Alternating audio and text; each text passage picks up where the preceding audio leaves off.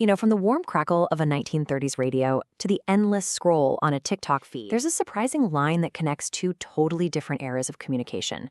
It's a story about power, about persuasion, and the timeless political goal of speaking directly to the people. So let's break it down.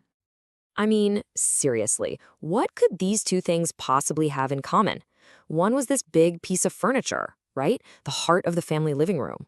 The other, well, it lives in your pocket and it's a portal to the entire world.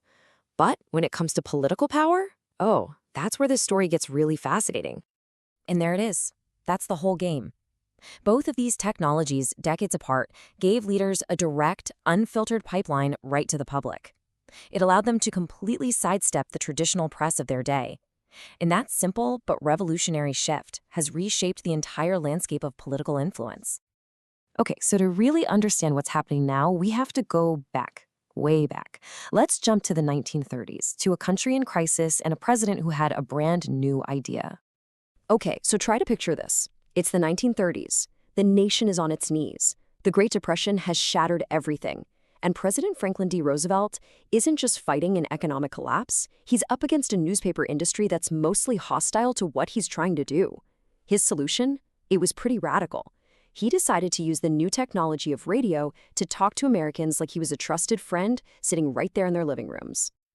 Now, these were not your typical stuffy political speeches. Not at all. They were called Fireside chats for a reason. FDR used this calm, almost fatherly tone, and he broke down incredibly complex stuff like the banking crisis into simple, reassuring terms that anyone could understand.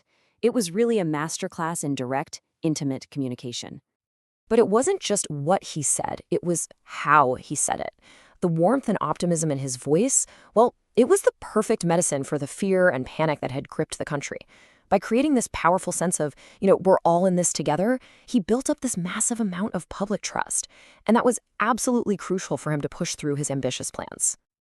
All right, let's fast forward almost a century. The technology has changed, almost beyond recognition. But that core strategy, bypassing the gatekeepers, it's more relevant than ever. And to see it in action today, we're going to look at a modern practitioner of this art, Charlie Kirk. And this really captures the evolution perfectly.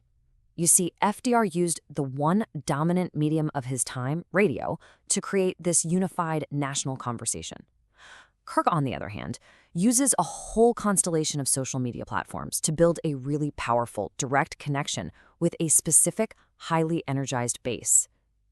The gatekeepers changed, but look, the core strategy? It's identical. So how does this strategy actually work in the digital age? It's so much more complicated than just turning on a microphone.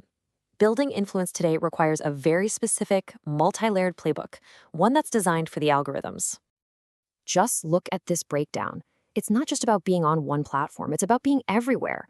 You've got these short, viral, often controversial clips on TikTok that act as a hook. They draw you into the longer, loyalty-building podcasts. Then you have the rapid-fire commentary on X that keeps the base engaged in real time. It's not just a presence, it's a carefully constructed ecosystem designed to make his message feel ubiquitous. And here's something crucial we have to understand. In this playbook, controversy isn't an accident. It's a deliberate strategy. In the digital world, strong, uncompromising opinions are literally the fuel that powers the algorithmic engine. They get the clicks, the comments, and the shares, and that's the currency of online visibility. So how does it work in practice? Well, first, it tells supporters you're right to feel this way, which validates their beliefs. Second, it intentionally provokes a debate, which pulls in critics and fans and signals to the platform, hey, this content is important. The algorithm then pushes it out to more people. And finally, it solidifies this persona of an authentic, unfiltered voice taking on the establishment. And this contrast is just so important. FDR's medium, the radio, rewarded calm reassurance. He was trying to soothe a nation's anxieties. But today's social media platforms, they reward high-energy emotions. Energy and outrage are just way more likely to be shared than calm empathy. And modern influencers have perfectly adapted their emotional tone to match the medium. But maybe the most significant part of this modern playbook is its surprising success with a demographic often seen as out of reach for conservatives, young people. And that's where things get really interesting. The strategy is actually brilliantly simple. It's a two-step approach. First, you go where your audience lives. And that means literally on college campuses and digitally on platforms like TikTok and Instagram. But you don't just show up, you translate. You connect those traditional conservative ideas directly to the real-world anxieties of Gen Z, things like the crushing weight of college debt or the seemingly impossible dream of owning a home. And here's a perfect example of that strategy in action. These live events, like these open mic debates on college campuses, they're not just events, they're content factories. Every single heated exchange, every viral zinger is a potential clip, perfectly packaged to turn complex policy into a dramatic, shareable moment for social media. So what happens when everybody has their own digital fireside? What are the bigger consequences for our public conversation? Well, the impact is profound, and it's changing the very nature of how we relate to information and to each other. Now, we've all heard the term echo chamber, right? But let's think about how it actually works. Your social media feed is designed to give you more of what you already like, what you engage with. And over time, this can insulate you from opposing views, creating this powerful feedback loop that just reinforces what you already believe. It makes it harder and harder to even see the other side. And this right here is the fundamental difference. FDR's fireside chats created a shared experience, a single national conversation where pretty much everyone heard the same message. But today's digital firesides, they create millions of parallel conversations, each one happening inside its own insulated echo chamber. And the speed of this new reality is just staggering.